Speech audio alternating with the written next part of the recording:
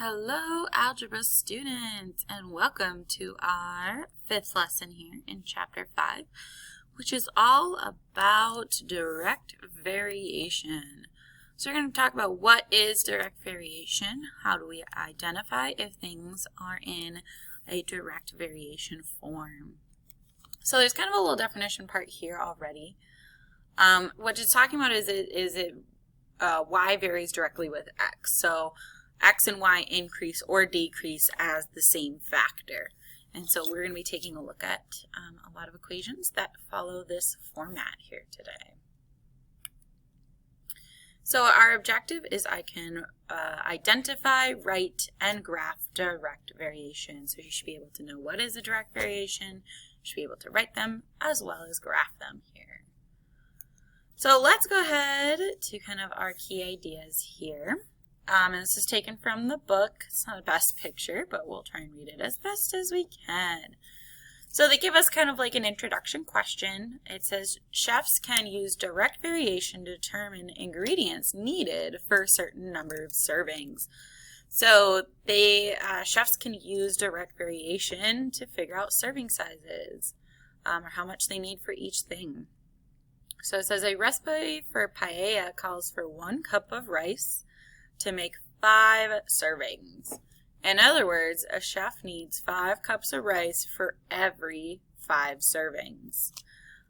So they also talk about what is paella. It's a rice dish that's originated here in Spain. I've never tried it. Has anyone else? If you have, let me know, because it looks delicious. So then they also set up a table here. They're going to say that my x is talking about rice. So if he's going to use 1 cup of rice, it's going to mean that it's going to create 5 servings. If they use 2 cups, it's going to be 10 servings, so on. So they say the equation y equals 5x describes this relationship. In this relationship, the number of servings varies directly with the number of cups of rice. So it means it goes hand in hand, basically. If I use more cups of rice, obviously I'm going to create more servings as I go through. If I need more servings, I'm going to need more cups of rice. So a direct variation is a specific type of linear equation that can be written in the form y equals kx. So what I would suggest in your notes is putting direct variation and talking about this formula, y equals kx.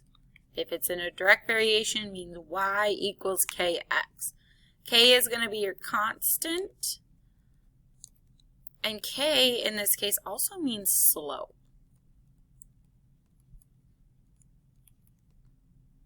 And it's a slope. I don't know why for this one we don't just use the mx like we talked about, but for some reason we use kx instead. Where k is a non-constant called the constant of variation. So this is called the constant of variation. We also could use it to talk about slope. There's multiple ways to talk about this one. So let's take a look at some examples, and we will head straight into examples so that you can see how to solve these. So the first one, say, tell whether each equation represents a direct variation. If so, identify the constant of variation. So I have to tell whether each equation represents a direct variation. So ultimately I should say yes, it's a direct variation, or no. Then the other thing is I have to know what my constant of variation is. That is the k in that equation. So y equals kx. Someone is very insistent. I will be back. Alrighty. So we are going to take a look at this first one. It needs to be written in the form y equals kx. And sometimes it's not going to start as y equals kx. We might need to rearrange things to figure that out. But if I'm looking at this one, this a here, it's already got the y equals kx. Hey, my k then would be 4. So this is already written in a direct variation form. So it is a direct variation.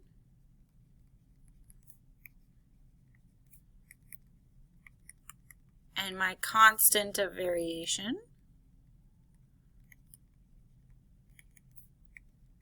and I'm just going to abbreviate it, var, is 4, which is also the same thing as what k means, okay? So that was just all I needed was to decide, is it in this form? It was pretty easy because it was directly there. And then I just decide what was my constant variation. For b, though, I can't tell quite yet. So let's solve it for y, because it always starts y equals. So we're going to get the y variable by itself here. So I'm going to move over the 3x. I'm going to add the 3x because it's a negative 3x. Whatever I do to one side, I do to the other. I can get rid of those. So now I'd have 5x equals, well, 0 plus 3x, I don't need that 0, so I can just leave it as 3x. And then I would need to get rid of this 5 over here to get it y equals. So I'm left with y equals 3/5 x. And we need it in the form y equals kx. And we do actually have it in y equals kx form. Because your k then is going to just be the 3/5. It's okay that it's a fraction. It doesn't have to be a whole value. So in this case, this is also a direct variation. So I'd put, maybe I'll just abbreviate dv. And my constant of variation, or my COV, or what is my k, is 3/5. And I just abbreviated these. It's a direct variation. My constant of variation, which is the same as k, is 3/5. So C is also not quite in that form, but we can try and make it into that form and then decide from there. So I want to get y by itself. I have a 2x being added. It's a positive, so I'm going to move it over to subtract it. I don't know why I wrote 3. 2x. These cancel. I'm just left with y on this side, and now I have 10 minus 2x. I can't simplify it anymore. And this does not actually is the same. So there is a value for k in this sense, or if you're thinking about what's being, multiplied by x, but I can't have this 10 here because in this form I don't have anything adding or subtracting to it. So it's not a direct variation. This would actually be considered a slope-intercept, and we'll get to that one actually after this lesson, probably next week.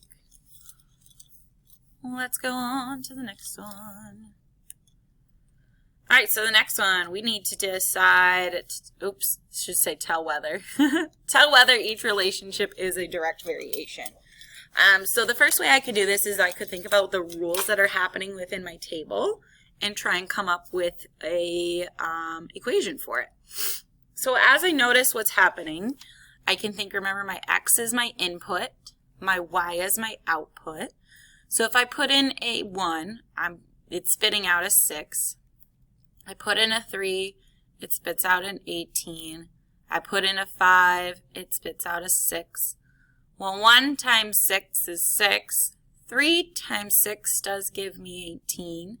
And 5 times 6 does give me 30. So in this case, I would write an equation that would say y equals whatever value x is times 6. So 6 times x. Or you'd write it as y equals 6x. Because if I double check that, 1 times 6, yes, I do get a 6 for y. If I double check 3 times 6, yeah, I do get 18.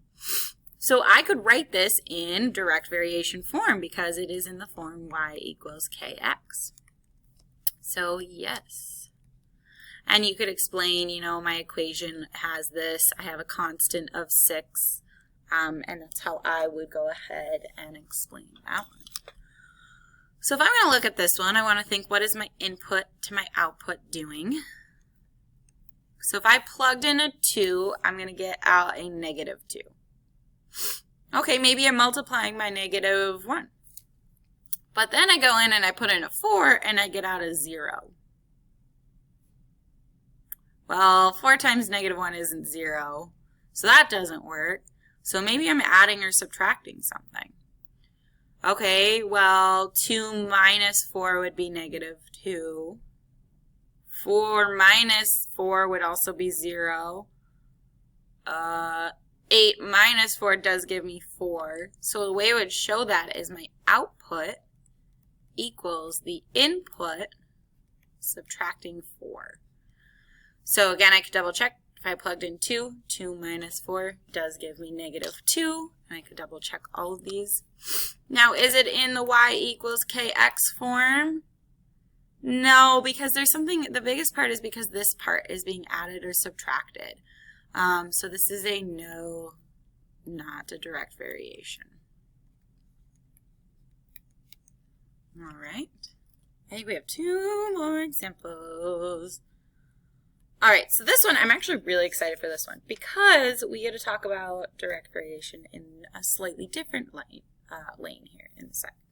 So it says the value of y varies directly with x, and y equals 6 when x equals 12. Find y when x equals 27. So what I could do is I could start thinking about creating an equation. So it would have to be y equals kx.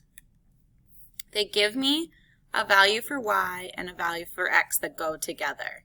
And then they give me a value of x that I have to find the y for. We don't know this. So let's use what we already know to help us figure out what we don't know. So if I was to have a 6 here, they say, it means that x is 12. So I have to have 12 times k has to give me whatever 6 is. And if I went around this and did the opposite or the inverse operations, I could divide both sides by this 12, and I could realize that k equals 1/2. So that's one way I could do this, to rewrite the equation as y equals 1/2 k, or sorry, x. Or I can think about proportions. So back in last year when you talked about proportions, I could make this as a proportion of 6 out of 12. So this would be my y's are out of my x's. So then if I set this up with this part, I could also then figure out, okay, well we had y's on top, x on bottom, so I don't know this y, but I know that this y is 27. I could use then cross products or cross multiplication to figure out what would y be. And so I could plug that in and figure it out. I'd get 12y equals 162. I divide out my 12. And I get y equals 13.5. Or since we found that equation, if you just plugged in 27x, you'd get y times 1/2 times, equals 1/2 times 27. You would also get the same thing. So 2 different ways that your solution would be here. So thinking that they could mean a proportional relationship because they vary directly, or you can set it up with that equation. We'll see if we have enough time for this next one. All right, so this one, you have a 3-toed sloth is an extremely slow animal. On the ground, he travels at the speed of 6 feet per minute. Write a direct variation equation for the distance y a sloth travels in x minutes, and then we're going to graph. So the biggest thing they give me here is this 6 feet per minute. All right, my y is how much he's going to travel, or the distance, and my x is the amount of minutes. So we're going to use that y equals kx. Well, every single minute he travels 6 feet. So if I were to write this as an equation, I'd have y equals 6x. 6 times however many minutes he goes. If he went 3 minutes, he's going to be 18 feet away. So if I set up a little table like this, the other thing to mention about direct variation is that usually we don't have values that are negative.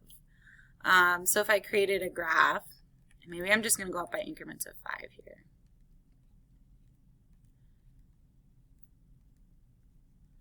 I'm going to make this 1. So I'd have 1 and 6. If I plugged in a 2, well, 2 times 6 is 12.